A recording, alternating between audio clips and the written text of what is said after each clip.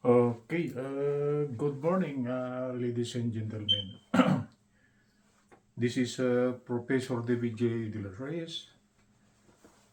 The date for this morning will be April 7, 2025, and the time is 3:13 a.m.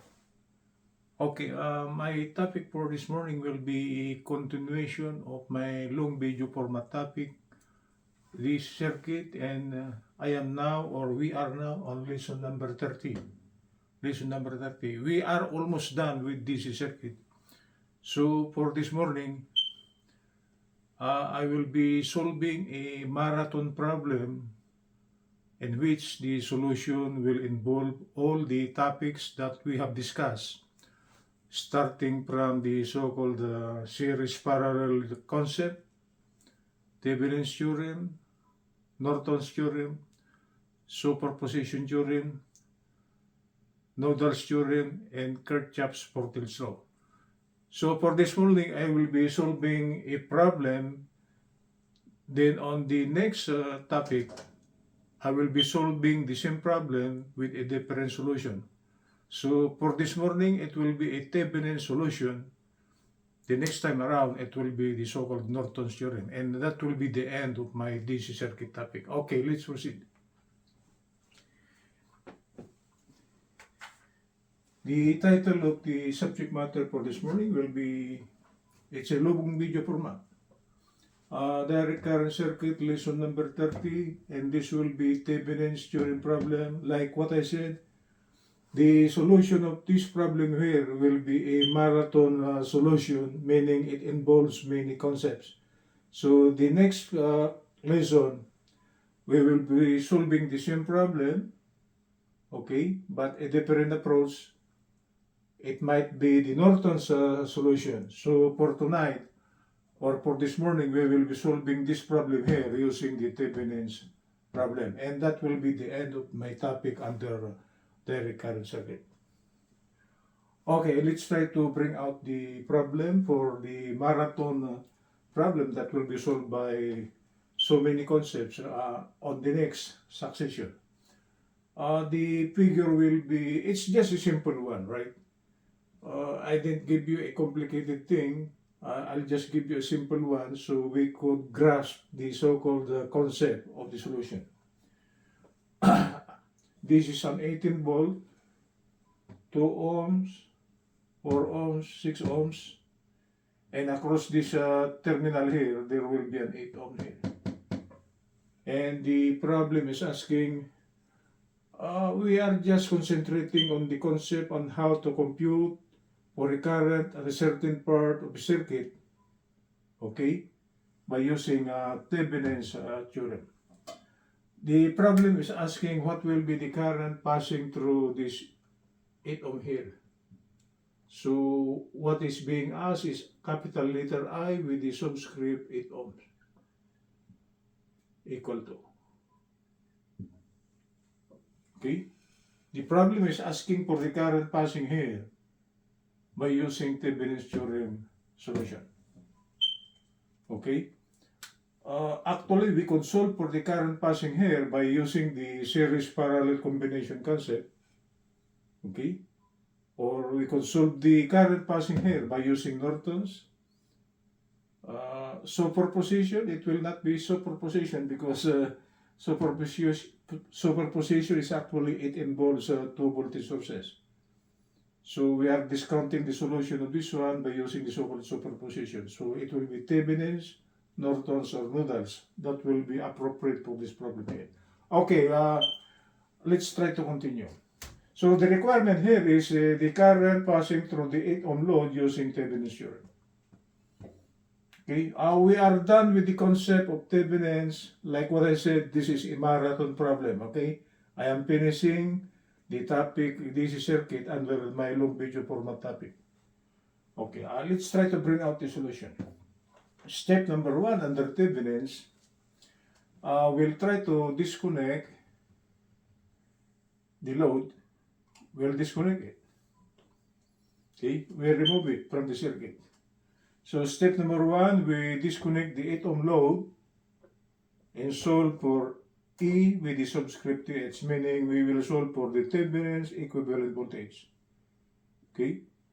We remove or we disconnect the 8 ohm load. Okay, we remove it.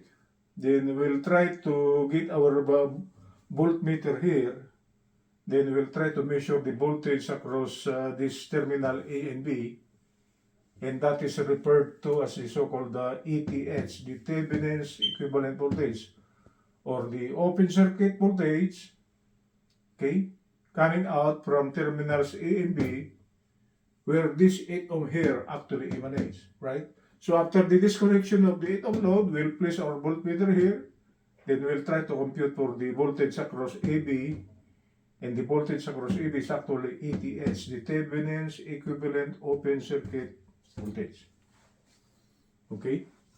So the next one, we draw the figure. Like what I said, this will be the resulting figure after the disconnection. The next step will be to solve for the value of ETH, the open circuit voltage, or the Thevenin's open circuit voltage, or just simply capital letter E with the subscript TH. To solve for the voltage across AB here, we'll go back to our knowledge of the so-called computation of resistances, which either it involves a series parallel combination maybe. So after the disconnection, we assume for the meantime that this is gone, right? We remove the voltmeter, so we will not be confused. Okay? After the disconnection, it's just a simple series circuit, right? So there will be a circulating current here. And that circulating current is actually I total. We must have to compute for I total for us to compute for the voltage across AB. And to compute for I total, we must have to compute first for R total. So after the disconnection of the 8 ohm load, these three here are now in series. So the total resistance now will be capital letter R with the subscript capital letter T will be equal to the summation. They are in series, right? After the disconnection of the 8 ohm load. So it will be the sum 2 plus 4 plus 6. So this should be 2, 4 plus 6. And that will be 12 ohms. Okay? So if we know the single equivalent of these three here, we are given the applied voltage to be 18 volts. So by using the equation voltage equal to IR, right? We are given the voltage, we are given the resistance, so we could compute for I. So I now will be voltage over R. So R total now will be the applied voltage over the single equivalent of this three here. And the single equivalent is actually 12. Right? So 18 over 12 is actually 1.5 ampere. So the circulating current here will be 1.5 ampere. Right? Okay, let's solve for the ETH now. That is just part of the solution, right? For the solution of the open circuit voltage. We must have to compute first for R total the resulting circuit, the resulting total current. Then we'll try to redraw the circuit. We'll disconnect at this location here. Okay, then we'll just get this one and this one. Okay, including terminal points A and B. So what will come out will be this. Okay, we disconnect this 4 and 6. We do not need the 4 and 6 for the meantime for the first solution. Okay, this is 18 volts. There is a 2 ohm. And we have computed for the total current, right? This is 1.5 amperes. So by taking the summation of the voltages here, that's actually the so-called Kirchhoff's voltage law.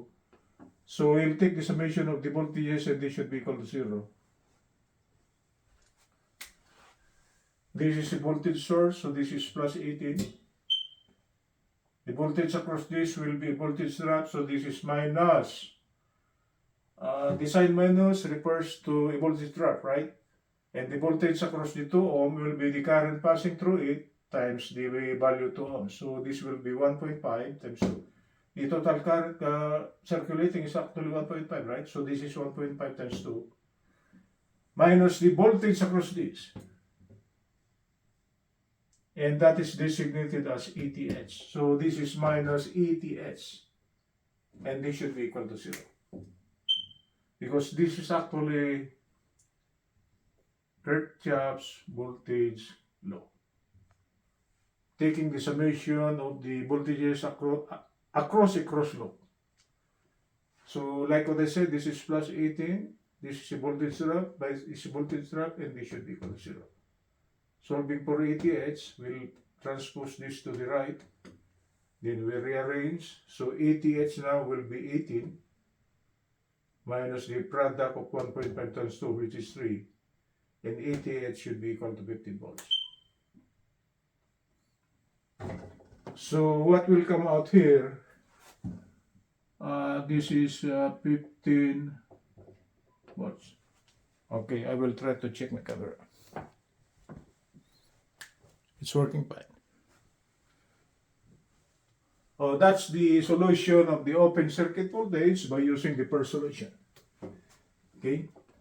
By using the second solution, we'll reconnect this one. Then we'll try to cut this one here because we are done with this, right? Then we'll just consider terminals A and B that includes the 6 in the 4 ohms. So what will come out will be, what will be the resulting circuit? It's this, right? We are done with the first side. Okay. So the voltage across AB, this is terminal A, and this is terminal B, right? It's still the same ETS, the one we have solved.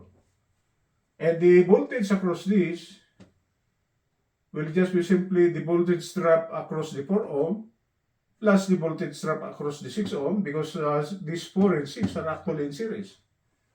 So as a second solution, okay, the voltage, the open circuit voltage ETH will just be simply the product of still by using the equation voltage equal to IR.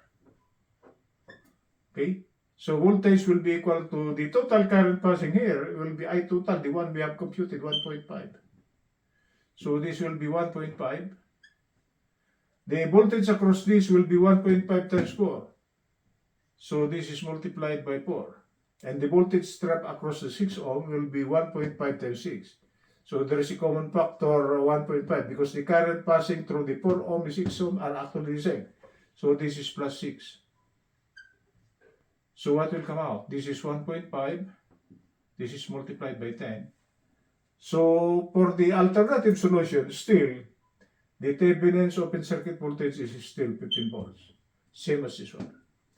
I just presented the second solution so we could check the validity of the computed open circuit voltage by using the first half of the circuit. Okay, at least we are checking the validity of our answer before we proceed with the final solution. Okay. Step number 2, we will short the 18 volts and solve for RTH, the open circuit resistance, or the Thevenin's open circuit resistance. Meaning to say, step number 2, we'll short the 18 volts. So if we try to short it out, this will be gone, right? Then this one here, we'll place our ohmmeter here. Of course, this is connected, right? This should be RTH now. We'll try to compute for the value of capital letter R with the subscript TH across terminals A and B. Right? We'll try to compute for this one after the shorting of the voltage source. So if you try to inspect the resulting circuit with respect to terminals A and B, this 4 ohm and 6 ohm are actually in series. So the single equivalent of this one will be 10 ohms. Right? And this is 2 ohms. So with respect to terminals A and B, these two and the single equivalent of 4 and 6 are actually in parallel. It is this. The single equivalent of this is actually 10 ohms. And this 10 ohms here will now be in parallel with this 2 ohm here, considering RTH. So there are two resistances in parallel. We will be taking the single equivalent, so it will be the product all over the sum. So this will be 2 times 10 over 2 plus 10, and that will be 20 over 12, and that is 1.67 ohms. So the value of this RTH here should be equal to 1.67 ohms, right? So after the computation of the open circuit resistance, we'll proceed with step number 3. And step number 3 is that for a Thevenin's theorem, the resulting open circuit voltage, okay, and the resulting open circuit resistance should be in series with the load in which the current is being asked. So the Thevenin's equivalent voltage circuit now will be, this is 15 in series with RTH, the open circuit voltage, and the resulting circuit will be in series with the resistance in which the current is being asked. So the resulting circuit now will just be simply a series circuit. The value of RTH is 1.67 in series with this 8 ohm.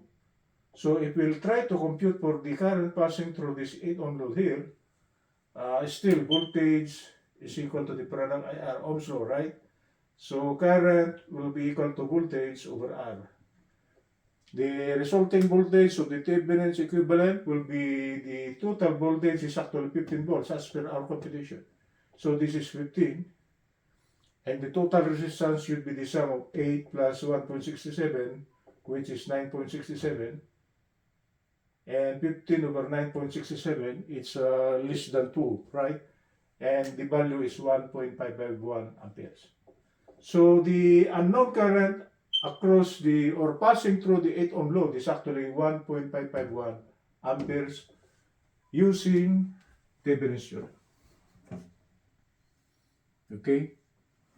Like what I said, this problem here, the solution of this will be a marathon solution.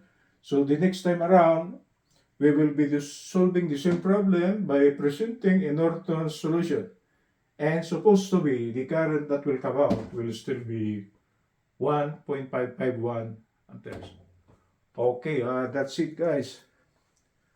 So for those of you who would like to watch my channel or to subscribe to my channel, you could watch it and you could subscribe it and you could share if you would like. And for those of you who do not know yet the contents of my channel comprises of long video format topics on the different branch of mathematics. Like what I said, I will try to repeat it.